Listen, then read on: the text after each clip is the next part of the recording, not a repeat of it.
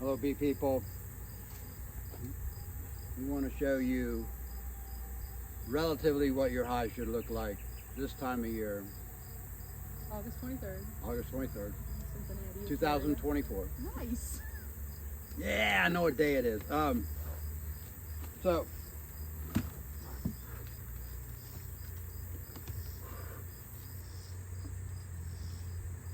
make sure your queen ain't on your inner cover. Most important, she's not.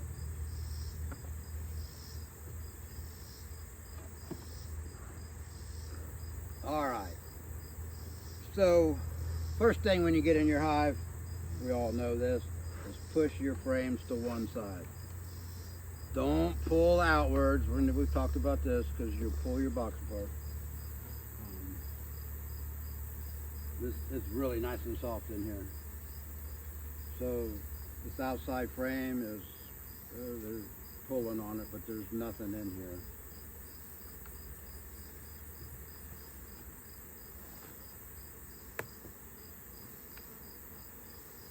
So second frame in, I feel it. It's pretty much all nectar.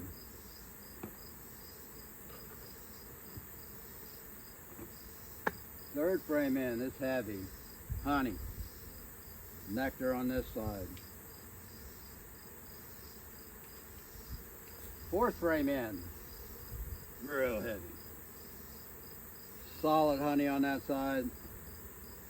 And you see our honey band, and they're not filling this up with nectar. This is what we want to talk about, is this is the area that your bees, after the winter solstice, are going to want to start building brood. They're going to want to move up into this top box because that's where all the warmth is, but they need somewhere to go. And this is their somewhere to go. If this was filled with honey, they'd be stuck in that bottom box, which we don't want them stuck in the bottom box. So there's our fourth frame in. So the fifth frame in, we should see an opening on both sides, which should be our larger area, because this would be more the center of the brood. So there it is. And there it is, a little bigger here.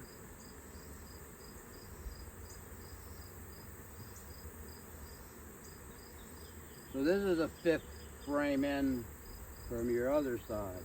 Should look like that one.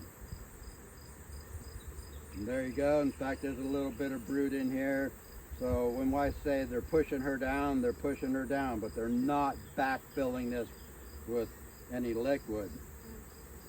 Same on this side. They got the capped honey band and their brood that's hatching out, but they're not filling this in. There's no eggs in here. They're pushing her down.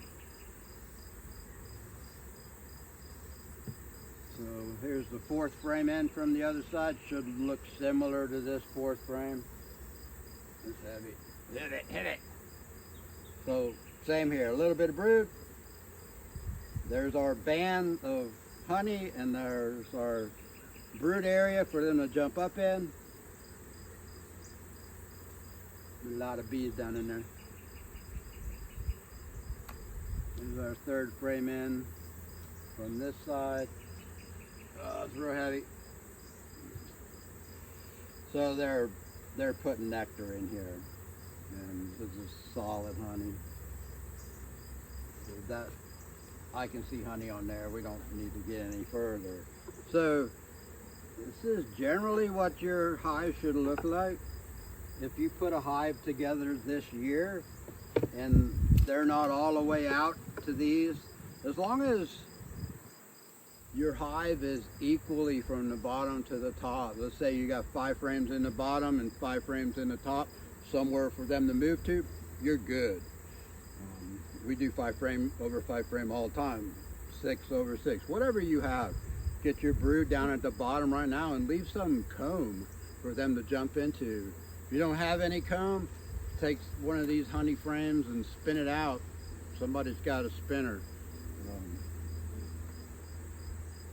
put that comb in the middle of your top box. Give them girls somewhere to jump into. And this is going to happen January. All bees are a little different, but you can around January. So if our second box was absolutely packed full of honey, we need to spin out some frames so that she's got a place to move into in the winter. correct. You don't want solid honey on the top. You need space for them girls to jump up into. They got to have space. If they don't have space, they're just going to starve down there on the bottom frames, because from that bottom frame, you figure you got this space, that again, all right, you're that much wood. They can't live in that. They need comb to move into this top super with. Remember that. Very important. And it would be nice if it was right in the center. That way all this honey on the outside that's insulation. So, and that way they can grow their nest. Because after December, they're just in the top. They're not going to be in the bottom until end of March, April, when they really start to expand. That's a whole nother story. So on the flip side, if we opened it and it didn't have as much honey as this, but maybe just a little bit, that's when we should feed? Feed. To get them to look like this? Yes, definitely feed. Because we don't want to wait too late and have that much moisture in the hive late in the year. Correct. If you're using sugar to feed, thicken it up as thick as you can get it to feed these girls, so they don't have to get rid of all that water. We use a product called Pro Sweet. We put a lot of additives in it, just because I don't want to mix all that sugar, really.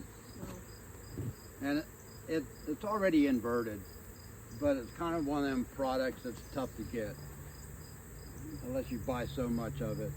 So I don't want you to have to go down that road. So keep with the sugar. Just make it real thick. I mean, as thick as you can make it. Not necessarily the 2 to 1 or 1 Yeah, to 1, but that following that 1 to 1, 2 to 1 thing. Mix that stuff as thick as you can do it. Don't use hot water. Just get a paint stirrer and just keep mixing that sugar till it's as thick as a brick. And they'll move it. Don't worry, they'll move it.